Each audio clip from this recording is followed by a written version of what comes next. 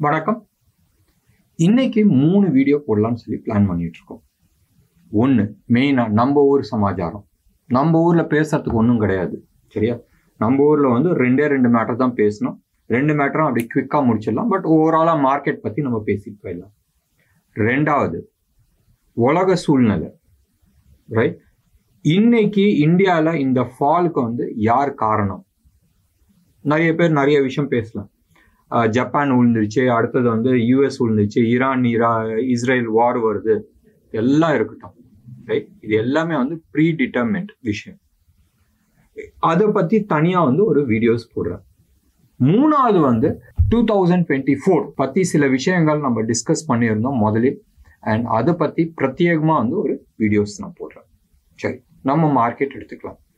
நம்ம மார்க்கெட் இன்னைக்கு காலையில ஓப்பன் ஆகும்போது, right, close to about 200 points 250 points மைனஸ்ல வந்து ஓப்பன் ஆச்சு. ஒரு ஸ்டேஜ்ல வந்து பெருசா இருந்துச்சு ப்ரீ ஓப்பன்ல. பட் ஓப்பன் ஆகும்போதும் ஆல்மோஸ்ட் ஒரு 300-350 பாயிண்ட்ஸ் பக்கமா வந்து ஓப்பன் ஆச்சு. பட் போக போக போக எஸ்பெஷலி 10-11 மணின்னு வச்சுங்களேன், அதுக்கப்புறமா தான் பெருசா கீழே உழுவ ஆரம்பிச்சிச்சு. ஸோ ஒரு ஸ்டேஜ்ல ஆல்மோஸ்ட் 750 பாயிண்ட்ஸ் மைனஸ்ல இருந்துச்சு. ஆனாலும் 23,850 அந்த ஜோன்ல வந்து உங்களுக்கு ஞாபகம் இருக்கான்னு தெரியாது, க்ளோஸ் அபவுட் 3 months அந்த ஜோன்ல தான் வந்து அக்யூமுலேட் ஆச்சு. அதான் வந்து மேஜர் சப்போர்ட் ஜோன். அந்த லெவலை உடைச்சிருச்சுன்னு சொன்னால் அப்படி வெண்ண மாதிரி அப்படியே போயிட்டே இருக்கும். அண்ட் அந்த லெவலை உடைக்கிறது கஷ்டமா சொல்ல முடியாது.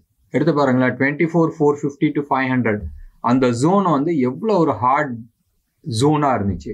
இன்னைக்கு சும்மா ஒண்ணுமே தெரியாத மாதிரி அப்படி சக்குன்னு உடைச்சிட்டு வந்துருச்சு.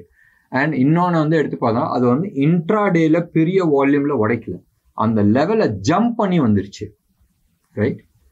இன்னைக்கு எடுத்து பார்த்தீங்கன்னா முந்தா நேற்று க்ளோஸ் ஆனது, ஃப்ரைடே நைட் க்ளோஸ் ஆனது 24,717, ரைட்? இன்னைக்கு ஓப்பன் ஆனது வந்து சம்வேர் க்ளோஸ் அபவுட் 24,300.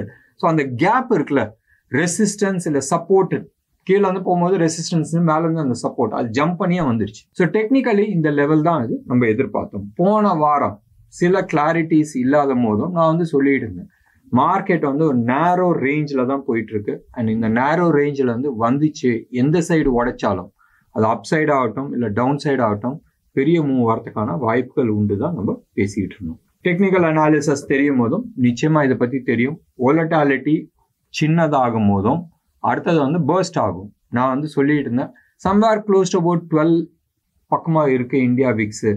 அடுத்த நாள் வந்து நம்ம 10% ஏறி இருந்துச்சு. இன்னைக்கெல்லாம் எடுத்துக்கிட்டோம்னா ஆல்மோஸ்ட் 42% ஏறி இருந்துச்சு, 20.37, ரைட்? எலெக்ஷன் ஹைக்கு போகல, பட் டெஃபினட்டா போன வாரோட ஹையை வந்து உடைச்சிருக்கு. அண்ட் மார்க்கெட்ல பேனிக் வந்திருக்கு. இப்பதான் வந்து அந்த பயம்ன்றது வந்திருக்கு. ஆனாலும் நிறைய மக்கள் வந்து ஹியூஜ் ப்ராஃபிட்ல இருந்தனால லாஸ்ல இல்லை. லாஸ் எங்க மாட்டினாங்க தெரியுமா? நிறைய பேர் இன்னைக்கு காலையில கால் வாங்கியிருந்தாங்க. நான் வந்து குரூப்ல இந்த ஜோஹோ மீட்டிங்ல அட்டன் பண்ணவங்க அத்தனை பேத்துக்குமே வந்து நான் மெசேஜ் போட்டிருந்தேன், தயவு செஞ்சு ஷார்ட் போயிடாதீங்க, மேபி நீங்க ப்ராஃபிட் புக் பண்றதா இருந்தால் புக் பண்ணீங்கன்றது நான் சொல்லியிருந்தேன். மார்க்கெட் ரிவர்ஸ் ஆகலாம், ஃபர்ஸ்ட் ஏதாச்சும் ஒரு குட் நியூஸ் வந்துச்சுன்னா ரிவர்ஸ் ஆகலாம், பட் இப்போதைக்கு ஆப்ஷன் சைடில் போகாதீங்கன்ற மாதிரி தான் நான் வந்து சொல்லியிருந்தேன். டெஃபினட்டா மார்க்கெட்ல இது மாதிரி ஒரு சுனாமி வந்துட்டு இருக்கும் போதும் நீங்க பாட்டுக்கு டிசிஷன்ஸ் எடுக்க முடியாது. ஏன் டிசிஷன் எடுக்க முடியாதுன்னு சொன்னால், டெக்னிக்கலா வேற லெவல் இருக்கட்டும், மார்க்கெட் நம்ம மார்க்கெட்டை பொறுத்த வரைக்கும் இந்த ஃபால் அவசியமானு கேட்டால் அவசியம் கிடையாது. ஆனால் இமோஷன் ஒன்று இருக்குல்ல, உலகத்துல நினைச்சு பாருங்களேன், ஜப்பான்ல வந்து ஆல்மோஸ்ட் 7% டவுன் போதும் அந்த இமோஷன் வந்து எங்க இறங்கும்? இங்கதான் இறங்கும். ஸோ இந்த இமோஷன்ல போய் மாட்டிக்காதீங்க. இந்தியாவை பொறுத்த வரைக்கும் we are on a very strong footing. But டெஃபினட்டா இன்னைக்கு நடந்தது எல்லாமே இந்தியன் மார்க்கெட்ல ட்ரேடிங் எஃப்என்டோ ட்ரேடிங் பண்ணவங்க எல்லாமே அது இருக்கட்டும், நிறைய பேர் வந்து ப்ராஃபிட் புக்கிங் பண்ணாங்க. That is also one of the reasons why volume வெளியில பெருசா வந்துச்சு. நிறைய பேர் வந்து ஃபோன்லேயே வந்து இன்னைக்கு ஆல்மோஸ்ட் ஹோல் டே வந்து ஃபோன்ல தான் இருந்தா நிறைய கால்ஸ் வந்துச்சு. That's a different issue. But எல்லாத்துக்கும் சொன்னதை வந்து வித்துட்டு ப்ராஃபிட்ல இருக்கீங்களா, வித்துட்டு கேஷ்ல உட்காருங்க, நம்மளுக்கு வந்து ஆப்பர்ச்சுனிட்டிஸ் கிடைக்கும். இன்னைக்கு வந்து பை செல் பண்றதுல வந்து ஒன்றும் பெருசா லாஸ் ஆக போறது இல்லை. புரோக்கரேஜ் எல்லாமே வந்து ஆல்மோஸ்ட் நான் எக்ஸிஸ்டன்ஸ் லெவல்ல தான் இருக்கிறாங்க. ஸோ நீங்கள் இன்னைக்கு எடுத்து பார்த்தீங்க, எதுவும் சொல்றதுல அர்த்தம் கிடையாது. ஆல்மோஸ்ட் எல்லாமே வந்து எல்லா செக்டாருமே வந்து நெகட்டிவ் சைடில் இருந்துச்சு. இன் பர்டிகுலர் மெட்டல் செக்டார் பெரிய லெவலில் வந்து அடி வாங்கி இருந்துச்சு. டாடா மோட்டார்ஸ் அதை போட்டு மிதின்னு மிதிச்சாச்சு. Tata Motors almost 6.5%. பெரிய பபுள்னு தான் நம்ம எதிர்பார்த்துருந்தோம். மூவிங் ஆவரேஜ் விட்டு ரொம்ப தள்ளி போச்சு. டக்குன்னு வந்து தான் ஆகணும். ரப்பர் பேண்டை இழுத்தா ஏதாச்சும் ஒரு ஸ்டேஜில் வந்து அது விட்டு தான் ஆகணும். விட்டா எங்கே வரும்? மீனுக்கு தான் வந்து ஆகணும். மீன்னா நம்ம வந்து மீன் மெரிடியன் நம்ம ரைட், அந்த ஆவரேஜ் ஜோனுக்கு தான் வந்து ஆகணும். ஸோ மூவிங் ஆவரேஜ் விட்டு ரொம்ப தள்ளி போயிருந்துச்சு. ஆவரேஜ் லெவலுக்கு வந்து தான் ஆகணும். ஒன்று. Motherson 9% down. LIC housing finance வந்து 8.2% down. Hindu copper 6.9% down. Metals எல்லாமே வந்து அடி. ஸோ நம்ம வந்து ஒன்று ஒன்றா பேசுறதுல அர்த்தம் கிடையாது.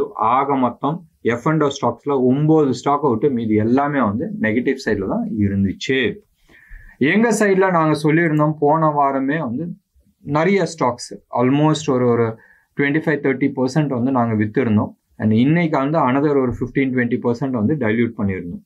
ஸோ ஆக மொத்தம் எங்கள் சைடில் வந்து ஆல்மோஸ்ட் 50% நாங்கள் வந்து கேஷில் உட்காந்துட்டு இருக்கோம். We are bit careful. மார்க்கெட்டில் நம்ம மற்ற எந்த விஷயமும் பேசுறதுல அர்த்தம் கிடையாது. Nifty futures 938 points down. Spot வந்து close to about 662 points down. வெளில பார்க்கும்போது 662 தான் 2.5% டவுன்னுவாங்க. பட் ஃபியூச்சர்ஸ் எடுத்து பார்த்தீங்கன்னா 938 பாயிண்ட்ஸ் டவுன். ஸ்டில் நிஃப்டி ப்ரீமியமில் தான் இருக்குது. 38 பாயிண்ட்ஸ் வந்து ப்ரீமியமில் இருக்குது. இன்னைக்கு இன்ட்ராடே ஸ்விங் வந்து 638 பாயிண்ட்ஸ் ரைட். பேங்க் நிஃப்டியை பொறுத்த வரைக்கும் 1602 க்ளோஸ் அபவுட் 2.5% வந்து டவுனாக இருந்துச்சு.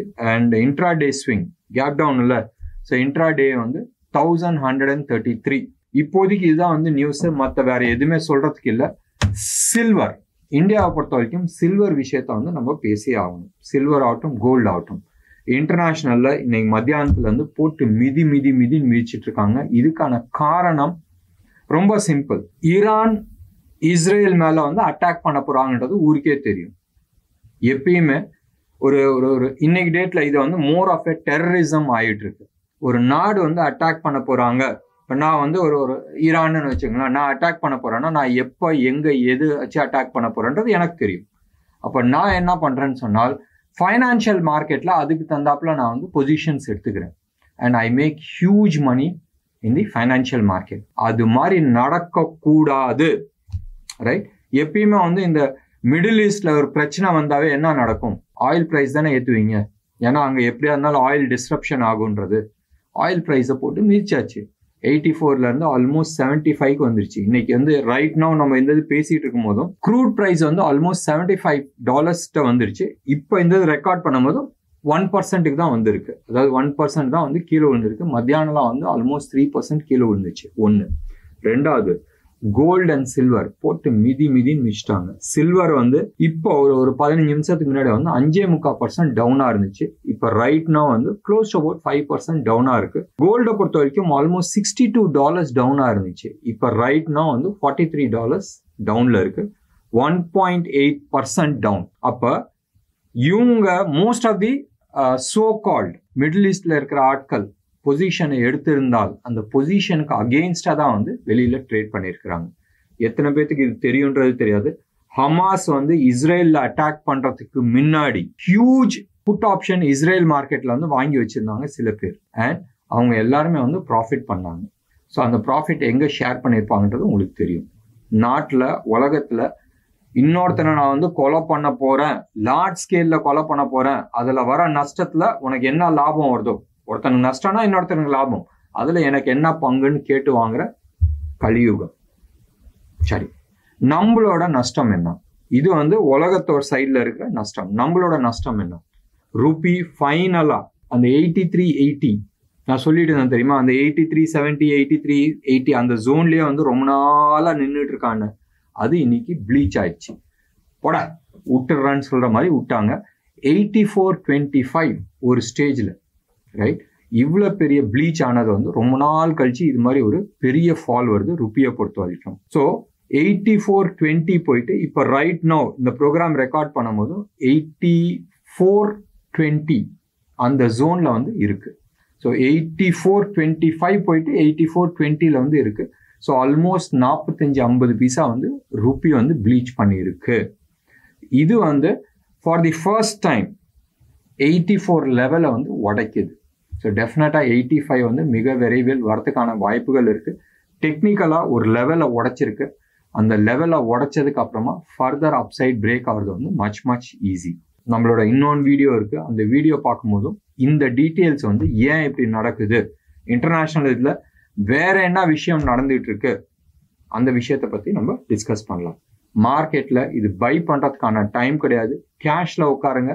டெஃபினட்டாக பை ஆப்பர்ச்சுனிட்டி வரும்போதும் அதை பற்றி நம்ம டிஸ்கஸ் பண்ணலாம். என்ன நேர்களே, இன்னைக்கு ப்ரோக்ராம் உங்களுக்கு பிடிச்சிருந்துச்சுன்னா லைக் பண்ணுங்கள், ஷேர் பண்ணுங்கள். டெஃபினட்டாக உங்களோட கமெண்ட் பாக்ஸில் கொடுங்க. நன்றி, வணக்கம்.